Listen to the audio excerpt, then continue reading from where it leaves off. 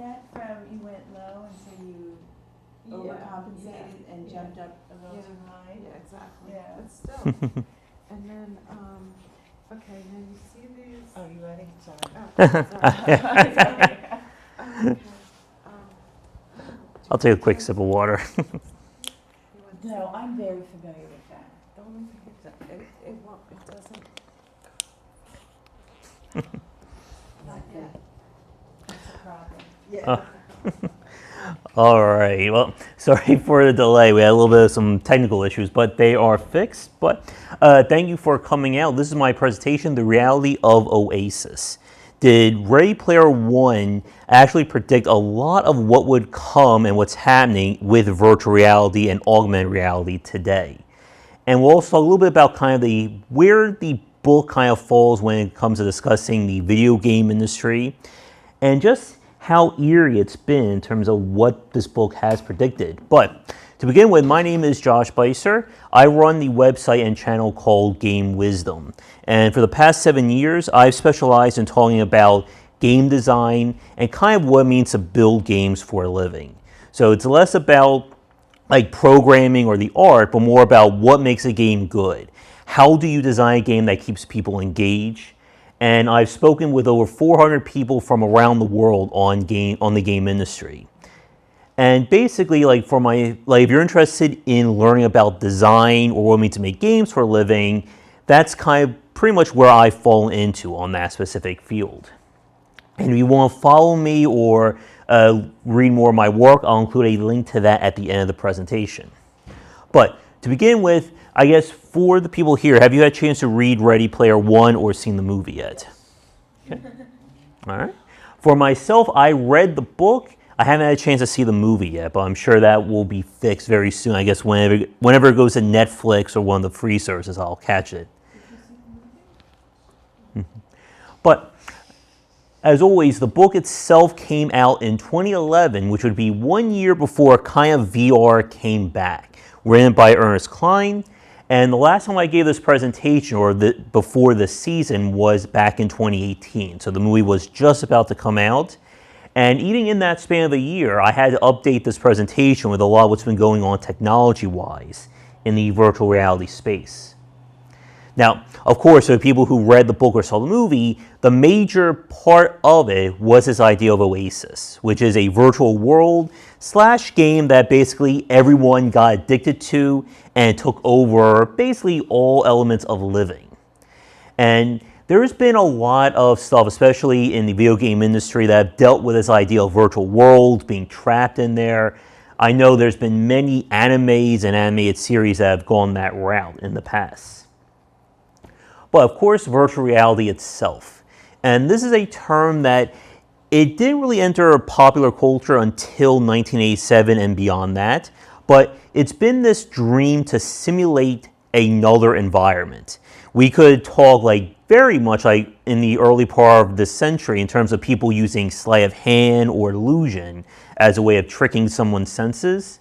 But there's been experiments with computer technology going as far back as the 60s with this idea of the Sword of Damocles, which it's a little hard to see in that picture, but that is a ceiling mounted, almost like a claw that comes down and hooks onto the person's head.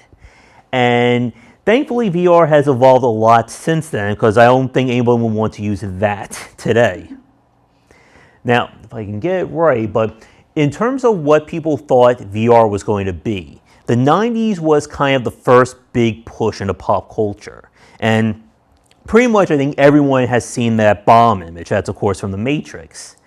The two top ones, this is kind of like my test to see just how obscure this is. But does anyone remember what that movie is from? Those two images on the top. It's from the same movie? No, it's a different one. No, but that's actually a really good guess. That is from the movie The Lawnmower Man. This is based on a Stephen King novel that has nothing to do with said novel. I think that was 92, 93. And the movie itself dealt with this idea of virtual reality and basically the bad guy taking over using it. And the movie itself has no basis in reality for what VR would be. the scene in the upper left with the guy in like almost like that gyroscope there, that was how they controlled it. Nobody explained how it worked. That's just they were just spinning around, things were happening. And then the scene on the right was basically the computer-generated images. And that was kind of a trend with people showing what VR could be. And while it may not look impressive today, that was kind of mind-blowing back in the 90s in terms of what computers could generate. I think the movie may have won a few special effects awards for the time. But even though people were so excited about it, and let me get the mouse back here, there we go. What we really got in VR was this. And that on the right is what the actual VR device was. And I actually played that back in, I think that was 95, 96. But that was considered state-of-the-art on the left in terms of what those graphics looked like. And what I'm about to show you, this was a news report done back in the 90s as kind of like the first wave of what people thought VR was going to be. Hopefully this will load. Let's see. And I'm going to fast forward a little bit here because we don't need the intro. Trips with the looking glass. The roving exploration machines experience. And we're not going to show the whole footage here. But again, being back in 1991, this was kind of the what people thought future computers were going to be able to display and render. Now, what they're going, yeah, these are images that, again, people were so excited about. Now, technology, though, hasn't really changed all that much in terms of the headset having two individual screens to represent the left and right eye. And while this guy is very excited about VR, you're going to see in the next few seconds what it actually looked like. Hopefully when he's done talking. I wonder if he's still doing that too. That'd be kind of funny. Now he's launched one of the first See virtual reality systems. if I can fast. No, we don't want that. So this is what it actually looked like to play or interact with VR. And it seems like the footage is buffering a little bit. I wonder if it could be either the video or it could be just YouTube acting weird right now. But again, like, this is pretty much first or even maybe pre-generation of 3D. So it is very rough on the eyes. And as someone who plays a lot of video games around this era and beyond, like, this is stuff I'm used to, but it's still very hard to look at if you're used to computer-generated images today. Now, they are talking about the simulation side of VR, and that's a major part of what a lot of people are hoping VR becomes more today, in terms of using it for simulations such as in medical, military, and even just any kind of complicated job could be set up to save money using VR as a replacement. But I'm going to fast forward here, and hopefully, let's see. There we go. So this is that same game that was on the last one. And yes, you had to wear a helmet that big. And I did that too as a child. I think I was 11. I don't know how that thing fit on my head. But this is the exact game that I played. I think there was only 2 virtual reality games. And this was the one that I chose to play.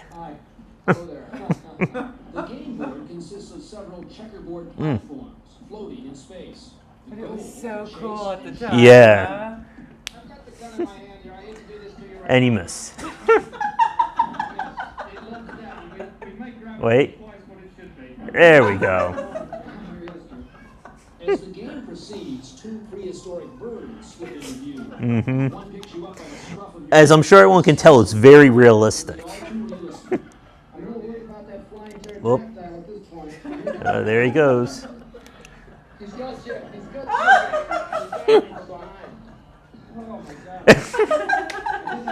You cannot look cool doing VR. I don't think it's possible. But he's like tired after all While I that. was playing the game, it seems virtual reality was playing a trick on my mind. Yeah. All right, there we go. But let me fast forward here. And while that was certainly exciting and got a lot of people interested in VR in the early 90s, it did crash. And there are several big reasons why. The first one, as you all saw, it did not look all that well put together.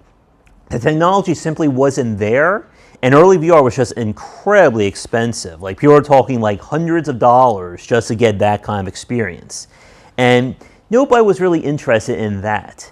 From a technology standpoint, one of the things that was a big killer was this idea of the refresh rate. When you're looking through VR, the refresh rate is just kind of like, if you watch my hand for a second, in normal eyes, you can see my hand moving in real time like this because your eyes are able to process it. Early VR didn't do that, so it's kind of like this. You were only seeing it move very like stuttering and kind of like going in and out like that.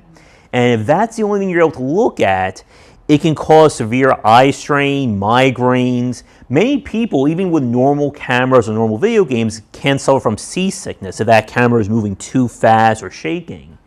Fortunately, I never got that, but I get very big migraines, like with light or with allergies.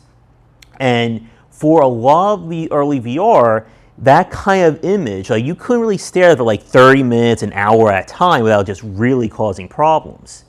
And a lot of people got very scared about having VR in our normal lives and affecting kids, causing issues with eye problems, more headaches, and things like that. And that came to a head in the mid-90s with Nintendo and the Virtual Boy. Now, I'm not sure, like, this is one of those weird things. When I gave this presentation the last few times, some people have heard of it, some haven't. Has anyone here ever heard of the Virtual Boy? Because it basically existed for about 2 years, 95, 96, or 94, 95, and then nobody ever heard of it ever again. Yeah, and it's very easy. You're going to see why in the next 2 slides. But Nintendo was trying to capitalize or regain their control over the video game market during kind of the rise of everybody else. Sony was getting in, Sega was starting to be a competitor, and Nintendo thought we could jump to VR and kind of blow everyone away like that. They put their top engineers on it, one of their best designers kind of helmed the project, but even Nintendo couldn't make VR work. The problem was that the technology, again, was such a limiting factor that they couldn't do a lot for a home console market. So the image on the left is the actual Virtual Boy itself. That's both the visor and the console. And what it's kind of hard to see is that how you play is you have to sit down on a table, you have to lean into it, and you have to basically keep your head in that position for as long as you are playing the game for. And nobody found that comfortable. I only played it once at a Blockbuster, again, further dating myself with that, for like 10 minutes, and it's the one Nintendo console that I don't own, and I don't really have any intention of picking that one up. And now you're going to see in this footage, this is considered one of the best Virtual Boy games. Hopefully the footage will load. Let's see. Okay, that's a good sign. And the reason why you're seeing 2 images is that the footage has been taken from the Virtual Boy, which again is made up of 2 individual screens. So when you're looking through it, the 2 images kind of combine to one image. And while this may not look it, this was considered one of the best games on the console. However, you can probably guess that there's not much in terms of why you should play this in VR. And that's a common trend that we'll talk about later on when we get to modern VR. But at most, the VR is kind of used to simulate this idea of him going from foreground to background and vice versa, like right there. But again, nobody really wanted to play a game like this. And again, you can see it red and black. Those are the only 2 colors the system could display. So just imagine staring at this without nothing else around, just that image for like an hour or 2 at a time. Again, I played for about 10 to 15 minutes. I was already starting to feel like a migraine form. And nobody just really wanted to play it. And the system crashed. It's probably somewhat of a collector's item today, but again, not probably for playing it. And then after that, VR just died. There were attempts again at showing movies of it with The Matrix, but for people thinking about VR in our day-to-day lives or as a popular idea, nobody wanted it. And it kept that way until about 2012, when we saw VR come back thanks to Oculus and the Oculus Rift. I guess for the audience, have you had a chance to play the Oculus or any of like the VR today? Okay. What did you think of it? It was fun. It Mhm. seemed, real. Yeah. It had a high frame rate. Yeah. At least for the time. And Oculus, of course, or Oculus VR was founded by those gentlemen right there. And they basically had this dream to create the next virtual reality headset and bring it back. And that is the original model of the Oculus Rift right there. But as the story went, Oculus VR ran a Kickstarter, which if you don't know what that is, it's essentially a crowdfunding platform where people can donate money for either products or content that they want to see developed. If they hit their goal, they receive the funding. If they don't, nobody loses any money essentially. But they ran the they ran the campaign for that, and it worked. They raised just under $2.5 million. I think it was either a 30 or 45-day campaign. And that kind of got a lot of eyes on Oculus and on VR. My friend, who kind of helps me with a lot of the website stuff and kind of helped me with some information for this presentation, he is the VR evangelicus. He's the guy who got every VR device. He donates to every Kickstarter. I can't imagine what his apartment looks like now with all the treadmills, visors, and gloves he must have just like stored somewhere. But now as we're about to see from where VR went, what it kind of looks like today. Fast forward there. Yeah, it's a big difference. One of the things you can notice, hopefully if it buffers all the way, is the refresh rate as the camera turns from left to right and vice versa. That's better. Come on. I wonder if it could also be, I wonder if the storm is affecting YouTube or the internet here too. Let's see. Oh, there we go. But this is all footage taken in-game. And this was a tech demo that came with one of the Oculus's models. It kind of has like a Wall-E theme to it. But again, you can see as the person is turning their head and moving around, the image is updating immediately. There's no stuttering, there's no choppiness. The two hands on screen are kind of your way of knowing where your hands are in relation to what's happening. And again, for the people who grew up in the 90s, like this was just a revelation in terms of what you could do in VR. And it does look, again, very impressive, even with this tech demo being a few years old.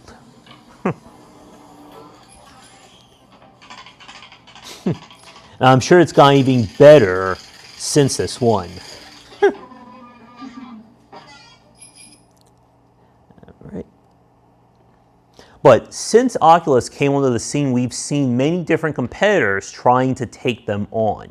These are some of the bigger ones out now.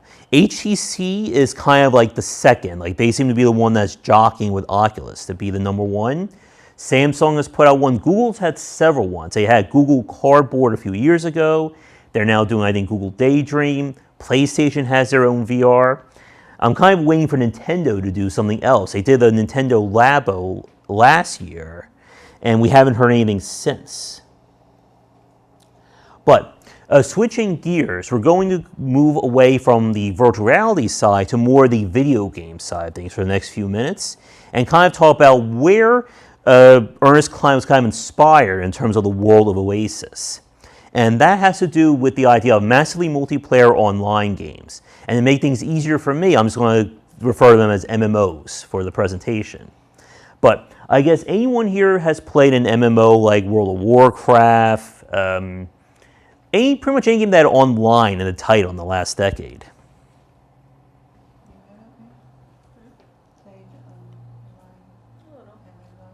Which one did you play? League of Legends for a while. Okay. I don't know if I would call League of Legends an MMO, but it's certainly an online game. Is that like the army, like my kids play these SEALs where they go and they're shooting, they have multiple guys playing? It's a kind of an offshoot of that, or MMOs are kind of the main one, and they're probably playing something like Call of Duty or Battlefield. Call of Duty, Yeah. And yeah, a lot of games today have strong multiplayer components. The idea behind an MMO is that everyone basically exists in a persistent world. So when you stop playing, people can still be playing in that game space. There's a strong element of exploration. The social side has been a major factor. And there have been some forms of MMOs since the late 80s, early 90s. That's the idea of a MUD, or a multi-user dungeon. That's pretty much all text-based, so there's no graphics. It's just like people it's almost like interactive chat rooms in a matter of speaking. But MMOs grew in popularity during the late 90s and hit their massive point in 2004 with World of Warcraft. World of Warcraft is the 10 billion pound gorilla of the MMO scene, released by Blizzard, and is considered to be the most successful game of its genre. It is going on now about 15 years strong, with usually averaging between 8 to 10 million subscribers monthly. And they're the only one, or one of the few ones left, that have a subscription service that you have to pay per month to play. And Blizzard has probably made like infinity plus $1 at this point for this game. And it is still going. I think they released another expansion, I want to say 2 to 3 months ago for it. But people basically got into it not only for the brand, but again, this community aspect of being able to hang out with friends, meet people. There have been presentations or documentaries made for people who have basically lived in this game for so many years. They've met relationships, and it is still like just a fascinating part of that genre. And the reason why I brought it up here is that in terms of the actual gameplay or how you progress, it sounds very similar to what Ernest was describing about Oasis in the book, and I'm assuming in the movie as well. Now, from the social aspect, this is one that it's kind of hard to tell how many people actually have heard of this one. This is called Second Life, and while it did come out a full year before World of Warcraft, it didn't really take off as well or as in the popular zeitgeist as World of Warcraft. The idea behind this one is that you're not playing a game so much as you are, well, having a second life. So it's not about combat or growing in power. It's basically about, do you want to, make clothing? Do you want to do music? Do you want to hang out? And it has the greatest focus on customized content or the user creating content out of any other MMO. It's also one of the few that allow money to be transferred from in-game to real life. So people have actually had a living making virtual items in it and then selling them for real money. And you can be as simple or as complicated as you want in it. A lot of people, including schools, have used it for networking, because you can just literally have a space in Second Life that everyone signs on to, and then they have a little conversation. And it is free to play, but again, you can spend money in order to have access to stuff in the game. Would you be able to consider Dota 2, maybe, as well? As an MMO, no. Example for at least transfer money to... Yeah, on that side, definitely. What he's referring to is that many of the online games these days have virtual cosmetic items that you can buy and sell. Some of it is done through the game, some of it's done through third parties. And there's a whole another topic there in terms of the selling and kind of the pricing of virtual goods. Now, here are a few scenes from Second Life, and again, graphically, the game isn't going to wow you. They haven't done too much in that regard. But from a social aspect, again, this is a game that's about, metaphorically, living a second life. So if there's anything similar to Oasis and kind of that taking over the world, Second Life would be the closest analog to it. Now, here's a quick movie. I don't think I'm going to play this one because it is just simply footage of people talking about it. But this is from Rutgers, and they were using Second Life as a virtual classroom. Again, graphically, the game just has a kind of a very basic look to it. Now, the developers of it, Linden Labs, they put out their virtual reality version called Project Sansar. I think that was 2018, 2017. And it's essentially Second Life, but for VR. And they have the same thing set up with a whole store. You can create your own content and things along that line. I don't know how well it's doing, but the company is still around, so they must be earning enough to at least be keeping the lights on. But the MMO scene created a gold rush period from about 2005 to, I would say maybe like 2008, 2009, maybe a little bit later than that, with everybody trying to be the next World of Warcraft. As I said earlier, any game that had the word online in the title was probably an MMO. There was a Harry Potter one, Lord of the Rings, Star Wars, Star Trek. I'm pretty sure there was a Marvel one, a DC. Again, any major property they try to license to be an MMO. And they all try to do the same thing in terms of a subscription model and even just try to get like 10% of Blizzard's numbers. Here are a few more examples. Lord of the Rings Online was one that I played for some time. EVE Online is a fascinating one. I guess, has anyone ever heard of that one? Because it's more on the adult side of things. Well, what made EVE Online stand out was it has its own in-game real economy. Every item in the game has an actual value to it. People have bought and sold, and people have actually made a lot of money off of this game. This is a game where if your guild or your group of friends loses like a lot of stuff, they could be losing hundreds or tens of thousands of real dollars if something happens. A friend of mine who's a game economist, he talked about how he did work with EVE Online. He made a lot of money, so much so that they actually banned him from playing the game because he was actually making a really big amount of money off of this game. It's still going strong today, but it's very much it's so complicated for a lot of people that it's kind of hard for new players to get into it. However, just like VR crashed, the MMO genre crashed as well. Everybody tried to compete with Blizzard, and nobody was able to even come close to it. How do you compete with a game that has over 5 or at this point over 14 years of content with a game that you spent 2 to 3 years of your life making? The answer was nobody was able to do that. And developers did everything they could to try and out World of Warcraft, or even do something differently, and it just did not work. DC Universe Online was an MMO that was based around the DC property, so Batman, Superman, stuff like that, and they were heavily promoting themselves as being the only MMO that would have monthly content coming out. They got as far as 1 month in, and then they just couldn't keep up the pace. And the reason why this kind of makes sense, or at least has relevance today, is the fact that I'm sure if anyone tried to do something like Oasis, they would be competitors to that. And a lot of people would probably lose their job or companies go out of business trying to be the number one. Now, with that said though, we're coming back to Ready Player One, and we're going to talk a little bit more about this simple question. Is Oasis possible? Has VR and AR evolved to the point, or getting there, that there could actually be an Oasis in our future? So I've asked this with each one of these presentations. What does everyone think? Do you think we're getting close, or do you think there's still time? Sorry, close to. To Ready Player One, like that kind of thing happening with Oasis. I think we're getting close. Let us take a look. And there are several big parts about Ready Player One. So the first one, the book and the movie promoted the players as celebrities. The people who won the contest or were getting close to it became celebrities in the world. They got endorsement deals, sponsors, and they became pretty much celebrities and just a massive following.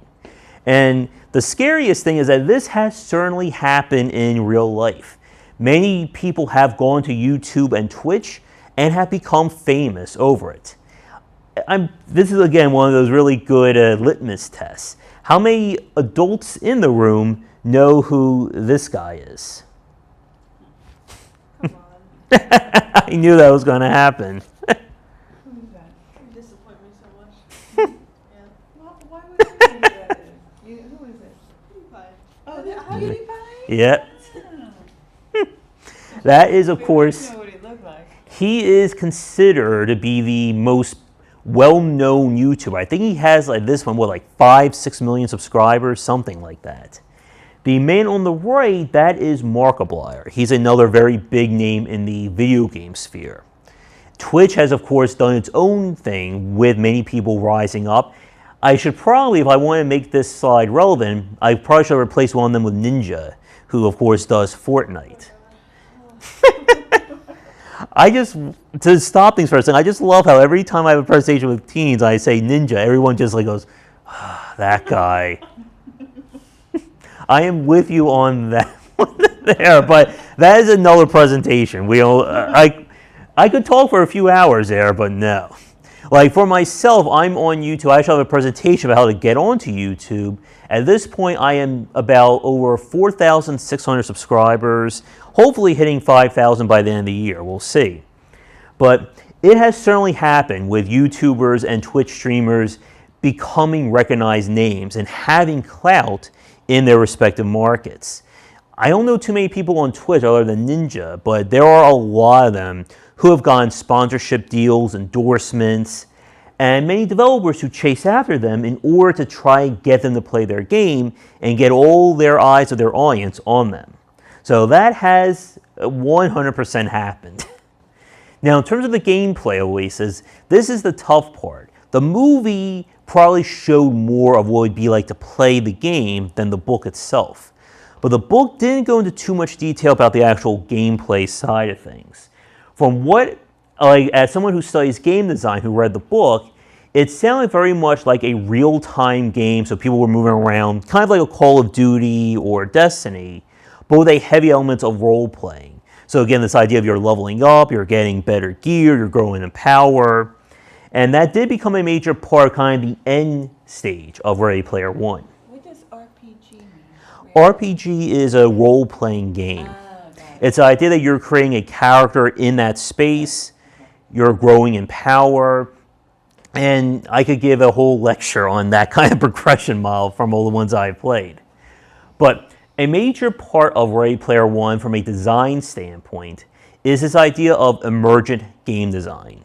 What that simply means is that the game is set up to allow for people to do stuff that wasn't inherently programmed or thought of by a developer.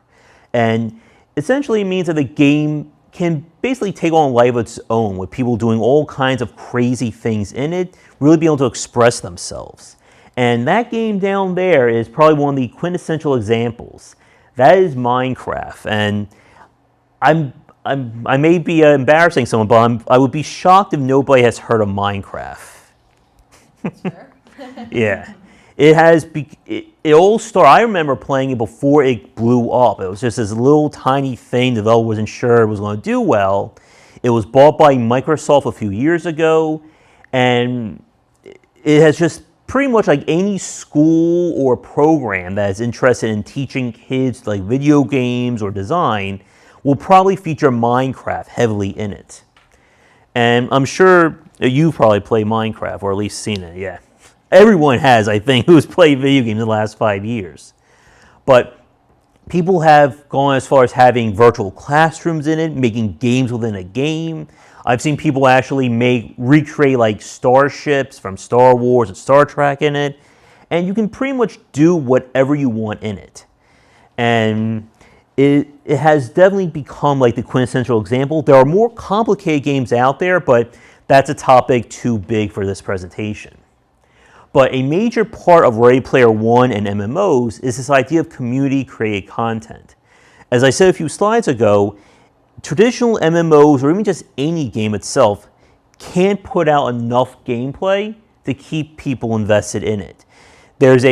One of my favorite scenes from The Simpsons was when Bart was at a video game show. He was playing a game, and the guy was saying, "We spent years to make a game that nobody will ever run out of content for," and Bart beats it in like 20 seconds. And the guy goes, I can't believe it. I've been working on this for so long. I have kids I've never met. And Bart's like, well, maybe you should have made a longer video game. And while that is the satirical part of that, it is true. People who play video games, they will get through it faster than people can create it. If for Fortnite, for instance, they've been putting out weekly or bi-weekly updates of that game for the last year or two. And I can't imagine, those developers are probably having their hair fall out, having to release stuff on that quick of a cycle. So the dream of an MMO or any game is for the community to basically take on that role. And they do it through two ways. We can talk about being directly, as in you're playing with somebody else, you're interacting with them. That's where stuff like Call of Duty, League of Legends, Dota comes into play. That every time you play, you're playing with somebody else, so you're getting a different experience. The indirect side is this idea of people competing or kind of trying to be the best. So I know that person is the number one player, I'm going to play to try and beat them. Or I want to be the number one Hearthstone player or anything like that. And when it works, it keeps people involved. There are plenty of people who play World of Warcraft not for the content or for growing in power, but because they have friends they can talk to and they can interact with. And many of the best MMOs have that social side to it. It has declined in recent years in favor of just more content. But that's a discussion I had with my friend, the same guy who's the game economist. And unfortunately, we want to see more games go back to that social side, because that's where it keeps people interested and it's not as exploitive in terms of loot boxes and being hard on developers. One final point before we get back to the hardware side. One of the major parts of Ready Player One was this idea of software emulation, which simply means that software is able to emulate or mirror another piece of software. It's a whole idea of a game within a game within a game. In Minecraft, as we said, that there are people who've programmed little arcade games or little stuff in that. That would be an example. The idea of what we consider software emulation, at least in the game industry, is being able to play a game from an older console or another platform on something else. If you ever play an arcade game on your smartphone or downloaded ROMs or emulation on your computer, that is the perfect example of that. The key point is that the more complicated the hardware that you're trying to emulate, the more powerful the device you need in order to properly do that. And it is its own insane microcosm of people trying to perfectly recreate or emulate these games. It falls on the morally gray side in terms of legal, especially if you're trying to play older games. Such as if you're trying to play a Nintendo game on your computer, there's a lot of discussion about whether or not that can be considered legal or from a game preservation point of view. But it's a topic that is way too big to get too far into now. Now, another part about VR and what you're going to see in the upcoming slides is this idea of haptic feedback.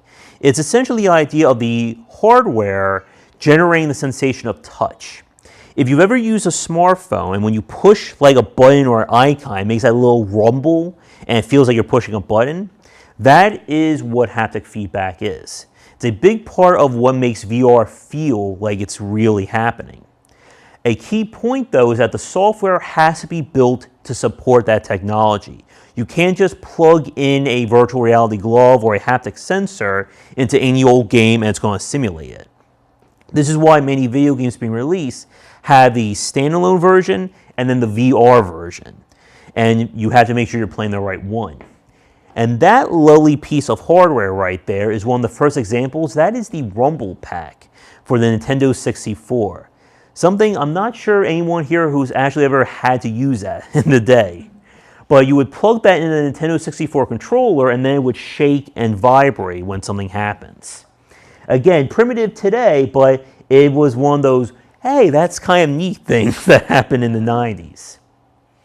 But what we're going to be showing over the next few slides is excerpts from the book that describe technology and whether or not there is a real-world analog of it.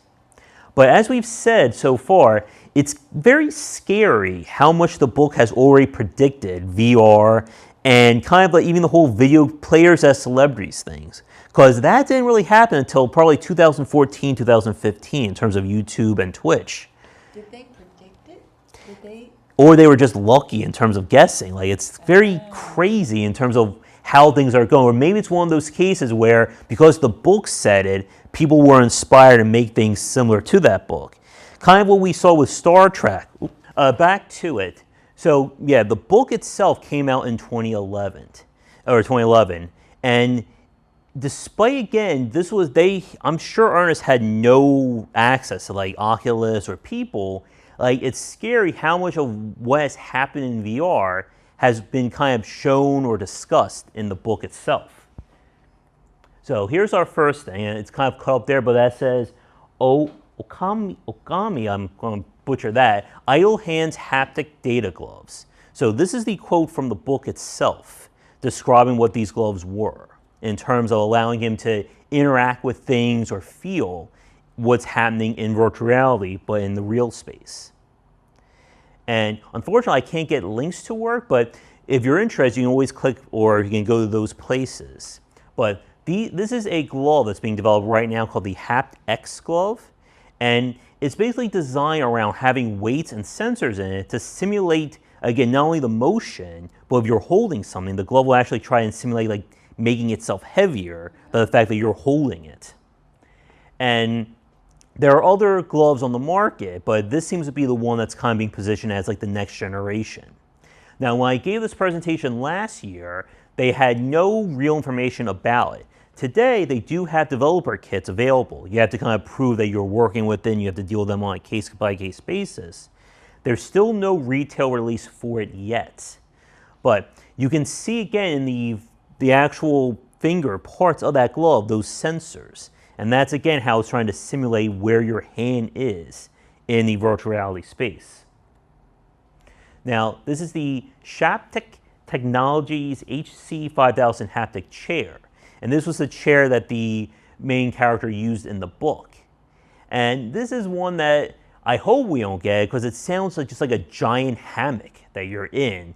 As it says, like you're strapped in, it flips, spins, and all that other crazy stuff to it. And while fortunately we don't have anything to worry about having to mount stuff to your ceilings and walls, this is one of the many examples of a motorized chair. So the chair itself is hooked onto that 360 thing, so it's kind of like a normal office chair. But it's set up to allow for foot pedals and additional accessories, like a steering wheel and other things. So you can just like move around, spin, and hopefully you don't have to worry about falling off the chair at all while you're using that. And of course, it has a base price of $999, now counting all those lovely accessories that, if you want, are in there. Now, this is where things get very interesting. The Haptic boot suit. For anyone who watched like science fiction or shows in the 90s that dealt with VR, they always show them in like those black leather suits, very form-fitting stuff like that. And again, this whole idea was you're wearing the suit and then you're going to feel what's going on in the virtual world. And what we have right now, this seems to be the one that's trying to move things forward. I don't think it's related to Tesla itself, the electric car company, but Tesla's suit is being designed to be the full body. You can see kind of an image of that in the bottom right. It's going to simulate not only the feeling of VR, but it has devices in it that can simulate weather as well. The suit can make itself, I think, hotter or colder by 10 degrees. So if you're in a hot environment, the suit will actually feel a little hotter for you. And they're also positioning for motion capture for people who do work like that. And this is definitely like next generation stuff. However, again, as in terms of how this presentation has evolved, last year when I gave it, there was still no further information about it. This year, there's still no further information about it. They've shown it at trade shows and virtual reality conventions, but in terms of getting your hands on it outside of that, you can't do it. That's going to be expensive. I'm going to say, yeah, if it's not, it has to be at least $1,000 or more, I would imagine. And there was another one that I showed last year. It was a vest that you could wear that would simulate, and that company actually went out of business, so they're no longer in it. So it remains to be seen if I give this presentation next year, if the Tesla 2 will still be around. Now, the next thing is the idea of the visor. And that's the Dinetro RLR 7800 Rex Specs. That's just a weird name to me. And this is one that, again, I don't see myself ever using. I don't want lasers being aimed at my eyes to draw stuff on there. And fortunately, we're not seeing that just yet. So this is the latest in terms of VR technology in terms of the visors. So on the left, that's the HTC's version, the Vive Cosmos. The one on the right is the Oculus Quest. Now, Oculus Quest just came out, I think, like 2 or 3 months ago. I guess, has anyone had a chance to use it or seen it in person yet? Yeah. And the thing about what companies are doing, I know, what we've seen, kind of what the major companies are moving away from as a trend is trying to make it more all-in-one. When I gave this presentation last year, everything was still very much wired. You need to hook everything up. You had to have wires everywhere. You know, you had the controllers connected, the visor was connected. It was all set to your computer. What they're doing now as a way of trying to make VR more commercialized is to make it all just be its one package. So those devices, there are no wires to it. The headset itself is also the console or the platform that runs the games. So you don't need a computer in order to use the Oculus Quest. It's all done through the device itself. And the same would be assuming for the Vive Cosmos, which is not out yet. Now, as a fun thing, for people who aren't familiar with kind of how the hardware specs work, when I say 2880 by 32,000 pixels, that simply means that you have 2 different images or 2 different screens, again, the left and the right eye. So basically each screen that's inside of that is 1440 by 1600 pixels. So it's kind of, so that is still a pretty good kind of monitor, pretty good display. Now, price-wise, again, the Oculus Quest is $400, which is actually really good because the Rift was originally, I think, $400 or $500 itself. And that was just, again, with all the wires and stuff like that. We don't know what the Vive is, and chances are, if this presentation gets run again, we may have more information for it at that point. Now, the Okigami Runaround Omnidirectional Treadmill, that was a mouthful to say. This is the idea, or what people in VR come refer to just as the Omni Treadmill. It's this idea of a technology that you can run or walk on it and you'll never get off of it. It basically moves in opposite where you're moving to keep you centered. So if you're running around, you don't have to worry about running off or running into a wall or hitting somebody with it. Now, this is something that, at least in its basic form, does exist today. Yeah. That is the VirtuX Omni Treadmill. So the idea is you put that, it lifts up, you put that ring around you, it locks you in, and then you're able to walk and run while those sensors down there are simulating your movement in the virtual space. And you have to wear, I think, special shoes for any of these things so you don't scuff up or damage the sensors. Unfortunately, for the price-wise, I don't have any information because it is only being done through vendors or major places. So I couldn't try and lie to them and say, could you send me one to check out? Another one is the Catwalk treadmill. They're still in business. I was kind of surprised when I looked them up a few weeks ago that they were still doing things. They're, of course, another major one in terms of the treadmill. The one on the left is still that ring kind of design, while the one on the right is kind of like almost like a harness that you snap in. Again, price-wise, it's got to be at least $1,000 or more, I think, for these devices. Now, we're coming to the end, but there's one last thing that the book was talking about. A smell tower, something that could simulate odors that were happening in games you could smell in real life. Now, this is the fun one. I want to get, by show of hands, how many of you think somebody is developing this right now? Of course. That's the power of smell. Mm-hmm. Well, Do you think that somebody's developing something like this now? Absolutely. and that's kind of funny. When I gave this last week, they said no. The week before, they said yes. And I thought it was going to be no when I was doing a lookup on this a few weeks ago. And apparently I was wrong. There is actually something being developed right now around simulating smell. Yes. The device itself, and again, because I can't load the website here, let's see. If you look right here, this is the actual field reel. This up there is the VR visor, so it connects into it like that, or just maybe rests underneath it. There's capsules that you get for it that they somehow combine the various smells within the capsules to produce it. And according to the site, they'll sell additional ones, I guess at more cost, to get even more smells. So it's kind of like if you want, like this game may use smell capsules like A, C, and D. This one may use B, F, R, or stuff like that. Yep. I just kind of imagine someone developing this and then, because in the book it says like people would intentionally like burning like sulfur into their world. Yeah. And it would screw with the players. Yeah, like he turned it off.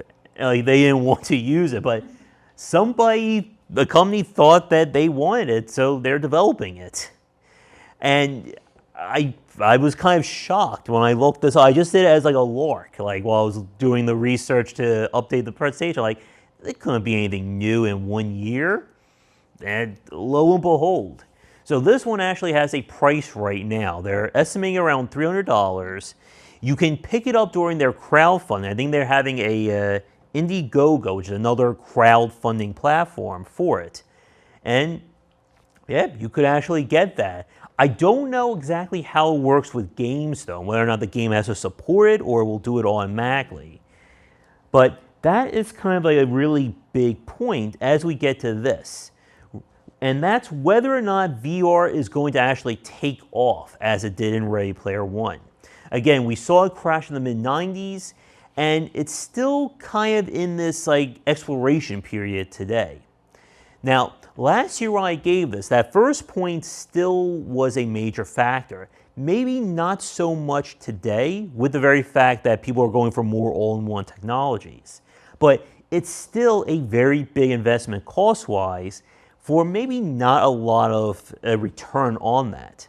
Again, it's not just you buying a headset. You need the headset, you need the controllers, you need a device that can run it. Again, with the all-in-one, that's not so much of a problem. But treadmill, if we get a point where there's a suit, you're going to need to buy a suit as well. And that's a lot to ask someone. You know, a $400 price quickly becomes $1,500, $2,000. Wouldn't it be like an arcade thing? Like you go to an arcade? Yeah, and that was kind of where, when we were in the 90s, they were doing that.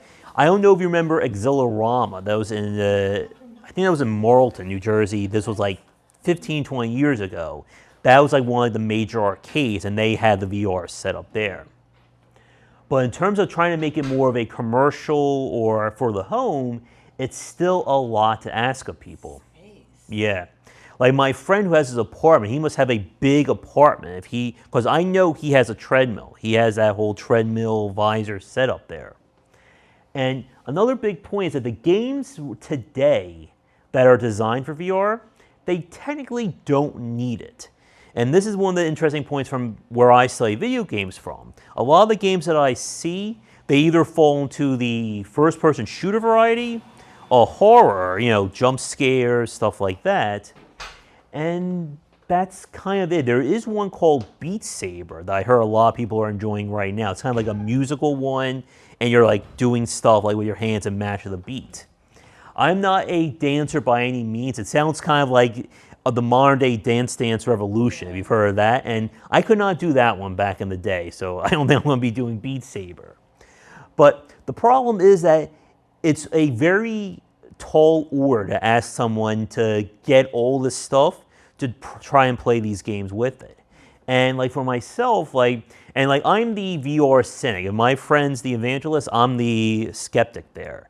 Like, I just don't see any games that are making me go, I must have VR to play this game. And another major point, as you saw with the previous slides, people are competing with each other to try and be the next big thing. HTC and Oculus are, of course, competing right now. But the challenge is trying to figure out, if I buy this, is it still going to be supported in a year or 2 years? Kind of like the whole Betamax VHS. Yeah. And it's the same thing with just computers as well. Anyone who's a PC gamer knows that the second you buy a new piece of hardware, it's already obsolete by the time you put it into your computer. And nobody wants to spend $1,000 or $2,000 or plus on all this hardware to find that all the games have moved to something else. Now, with that said, though, there's still hope for VR. And that is definitely with the rise of augmented reality, or AR. Chances are, I'm sure you must have heard of Pokemon Go that took over, I think that was 2017. Like I know in Cherry Hill, or I think for all over, it took over like about 3 months. Nobody could stop talking about it. But AR is basically this idea of that you're using real life, but the computer is kind of putting a display or having things shown in real life through that kind of screen or filter. And people have used it as a way of, going on vacations, playing video games, displaying things.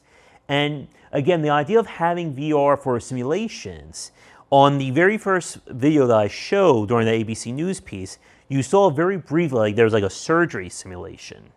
And a lot of people are looking at VR as more ways of making that stuff easier. So instead of having to spend money on dummies or having to set things up like that, you can just do it all in a virtual space and have it mirror that kind of action. And again, the Army and Air Force, or just planes in general, have made use of simulations like that for years now. But if we can make that more commercial, make it easier to do, it could be set up to allow people to learn stuff without having to, again, get inside a machine of its own or spend money like that. But at the end of the day, the big test is going to be whoever's going to create that software that's going to convince people that they must have VR. And that is going to be, I think, the hardest sell. I've spoken to developers about this for years, and everyone's just saying, we're waiting for that big thing. But it still remains to be seen. When I gave this presentation last time, like 2017 was the year that everyone was like, get ready, VR is going to come. It's going to be this big thing. We're all going to love it. And then 2018 was, okay, here it comes. And it just kind of like went out with a whimper. Like people did buy like VR. I know people bought the PlayStation Move, again, Nintendo Labo, but again, like nobody is really like screaming virtual reality. I think it's part of the health issues that we all hear about. Yeah. Because, you get dizzy and it's bad for your eyes. Well, it depends who you are. I know. Yeah. That's why I never even tried it, because I thought, I don't like that. Yeah. I tried the Samsung one with the phone. Yeah. Oh, I was getting seasick. Yeah, and I think part of it is the technology. I think also it depends on the person. Like for myself, the original Game Boy, this was like 93, 94, it didn't have any lighting displays, it was like very low quality screen. Every time I played that, it gave me a huge migraine because I was so sensitive to that light. Like I had to play it like afternoon, bright lights all around me, or I would get a headache. If it was just that light. Yeah, because if I was trying to play with that normal screen, I was like, squinting at it. It was hard to see, and it just gave me like, I think literally every time I played it, I got a headache afterwards. And I didn't get into the Game Boy until the Game Boy Advance was the first time they actually had the screen. It was a high enough resolution and it had the backlighting built into it that I couldn't play it at that point. And then I've never been without my Game Boy after that. But yeah, and again, like it's the same thing for a lot of people with VR. And like I said earlier, there are people who suffer seasickness effects just playing normal video games. And yeah, and I think that's that weird thing. Like I've never gotten seasick, but I get very bad allergy and pressure headaches and migraines like that. But to begin to wrap things up, again, Ready Player One as the book came out in 2011, and it did just very much predict a lot of what we would see. And like we were talking about earlier during our little technical snafu there, that it's hard to tell if it's a case of people already developing it and the book just happened to get lucky, or people read the book and thought, maybe that's how VR should go, and we're developing it like that. But at the end of the day, VR is probably going to come from multiple companies and not just one person. Because even in the book, while Oasis was run by that one mega corporation, all the various devices, one company became the de facto visor, one became the de facto glove, somebody did a smell tower and stuff like that. And that's probably where it's going to come from. But I would say from a game or from a video game standpoint, having a game take over like that, I don't think it's going to happen, at least not yet. If World of Warcraft pulling in 10 to 15 million subscribers a month didn't do it, I don't know what game is going to do that. Maybe not even Fortnite. Again, Fortnite seems to be waxing and waning depending upon who you talk to on that one. But that is just about it for me. If you are more interested, or if you're interested in keeping up with what's happening with VR, these are two of the popular sites my friend follows for kind of VR news on a day-to-day basis. And before I give my final slide, does anyone have any final questions for me? I know I kind of hit everything when it came to what's happening. I just want to jump ahead 20 years, and what seems so cutting edge now is going to seem so antiquated 20 years from now. And that's also very much the mirrors of the video game industry. Like, I play games from past to present, and it's a long way to go from Super Mario to Mario Odyssey. Or even like early generations of first-person shooters, where we're at now with Call of Duty, Battlefield. And the game industry has always, they move very rapidly. I mean, even 10 years is a massive leap from 2009 to 2019 in terms of what we've seen from the game industry. And I give a presentation about game development as well that talks more about being an independent developer and, making your own video games these days. You don't need to work at a major studio to try and be a designer. Well, do you think like the idea of Portal could be implemented with VR? That could be very interesting, especially with augmented reality, of being able to kind of show two separate rooms like that. That's actually like very fascinating about. And the game he's talking about, Portal, this was a first-person puzzle game that came out, I want to say 2007, 2008, somewhere around there, where the whole idea was you have a device that sets up two portals or two windows anywhere you put them, and then you can throw stuff through them, you can interact with them. Like some of the puzzles involve you I need to get a box up onto that shelf there, I'll make a portal up there, make a portal next to me, and I just push the box through and it ends up there. And it's all like physics guided, so you can put something through two portals kind of like this, and it just like falls through it and builds a momentum, and then you shoot the portal and you just go flying out because you're carrying that momentum through it. But yeah, that would be very interesting. That would definitely probably fall more on augmented reality than virtual reality. But I'm curious to see what AR does, because that came out after virtual reality, and with stuff like Pokemon Go, they just released a Harry Potter version of that. Like, it'll be curious to see where people take that kind of technology. But that just about does it for me. I would like to thank everyone coming out. You'll know, I hope it's not raining anymore. It was raining when I was coming in around like 5:20. But if you want to follow me or learn more about what I do, these are the best places to find me. That is my website where I have posts and I have audio casts with developers. For my videos and design talks, that's my YouTube channel. Like I said, I'm hoping to hit 5,000 by the end of the year, but if you are interested in design or trying to get into the game industry, that's pretty much, I try to be like one of the best sources for that. I'm on Twitter over there. I also have business cards. If you'd like, I can hand them out. And if you're interested in a book, my first book on design came out last November. I have a second book due out this October. This book is basically kind of aimed at the entry-level students who are interested in video games to kind of be inspired by or want to learn if they want to build games of their own. Thanks for watching the video. If you enjoyed things, be sure to do all the liking and subscribing that the kids are doing these days. Check out our Discord channel linked down below where we hang out and chat game design, and come back later tonight for our regular streamings. But that's it, and tune in for more great content here and on Game Wisdom, where we examine the art and science of games.